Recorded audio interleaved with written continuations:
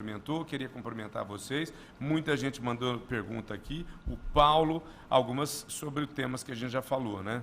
O Gerson e o Clóvis também aqui são amigos que mandaram direto aqui mensagens no nosso celular. Queria que vocês fizessem, então, lá no chat. Comigo aqui, o Rafael da JMS disse: pergunte ao Dr. Daniel Pasquini como otimizar o ciclo das éguas doadoras em situações climáticas que fogem do habitual. Exemplo, um inverno tardio, muitos dias chuvosos. Alguma correlação com a suplementação? Ele completou também: qual a sua opinião sobre a crescente utilização de égua com 2 e 2 anos e meio para doação de embriões?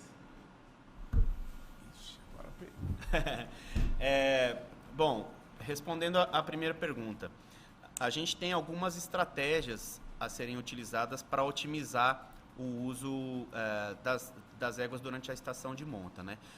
A égua é um animal poliéstrico estacional. O que isso significa?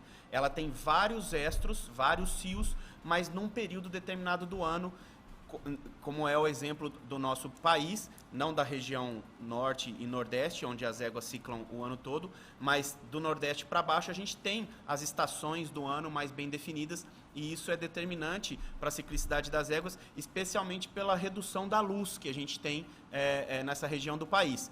E a diminuição da luz é que faz com que as éguas parem de ciclar e fiquem nesse período que a gente chama de transição, anestro, e depois da transição para a volta da ciclicidade na primavera e verão, né? Então a gente tem algumas estratégias, por exemplo, éguas em programa de luz, em que num período em que a gente tem essa redução da luz natural muito drástica, a gente pode, através da iluminação natural, artificial, isso, estender esse período de luz do dia e fazer com que essas éguas voltem a ciclar mais cedo. Então, já no início da estação de monta. Essa é uma das estratégias utilizadas, né, para aumentar o período de utilização dessas éguas. Em receptoras, isso estrategicamente é mais usado em doadoras. Em receptoras, a gente tem os protocolos hormonais exógenos, que permite usar éguas que não estão ciclando ou que estão em transição. Então, a gente tem protocolos hormonais em que a gente aplica os hormônios que são os mesmos da reprodução para simular uma ciclicidade dessa égua e aí fazer com que a gente possa transferir o embrião. E, como eu já disse, a estratégia aí de indução de dupla ou tripla ovulação para garantir o máximo de aproveitamento por lavado dessas éguas. Essas são algumas estratégias. E o fator nutricional também é preponderante, porque o sistema reprodutivo ele não é um sistema vital, ele é um sistema secundário. Então, éguas que estão desnutridas ou subnutridas, sejam doadoras ou receptoras, o primeiro sistema que para é o reprodutivo, para que se mantenham os vitais. Então, éguas têm que estar em boa condição física. Isso significa a égua estar gorda? Também não. Éguas gordas hoje geram um outro problema grave, que são distúrbios metabólicos nessas éguas que interferem diretamente também na eficiência reprodutiva dessas éguas. A gente consegue fazer com que éguas se recuperem através de suplementação e de uma nutrição de qualidade, e a gente precisa fazer com que éguas entrem em boa condição física se estão também muito acima do peso.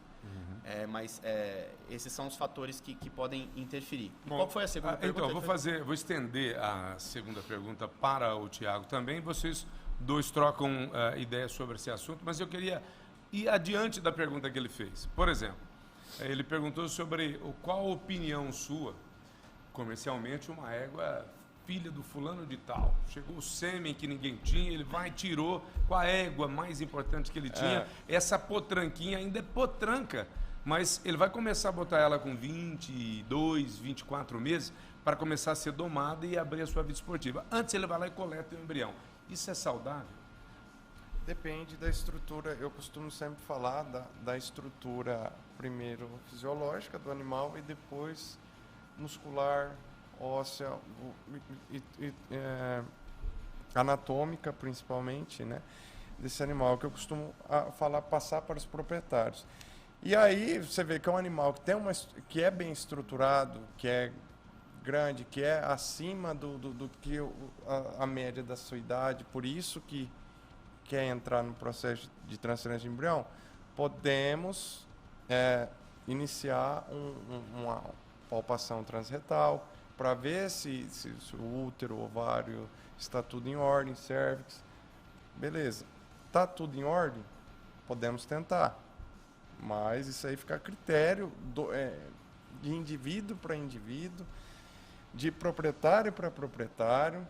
E nós temos uma potra que entrou no nosso programa hoje, de 3 anos de idade, que é muito boa, só que a estrutura dela parece um animal de 4, Adulto 5 já. anos, um animal adulto, então ele já está totalmente formado. É que nem Então, gente, não- né? Tem uns que se formam muito mais cedo, né? Como mais fácil. também já vi algum casos de 1 ano e 8 meses tentar